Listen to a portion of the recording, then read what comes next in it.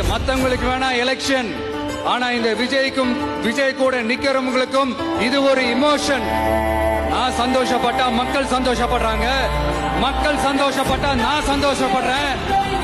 எனக்கு ஒண்ணுனா மக்களுக்கும், மக்களுக்கு ஒண்ணுனா எனக்கும். கண்ணு கலங்கும். தைரியமா இருங்க மக்களே. வந்தாயா வாழ்வை என் மக்கள் மானத்தோட, மரியாதையோட, கௌரவத்தோட வாழணும்.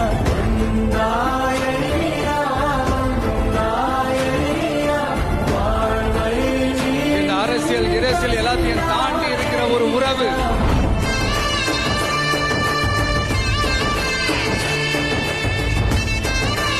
மக்கள் அவனை கொண்டாடிட்டு இருக்காங்க.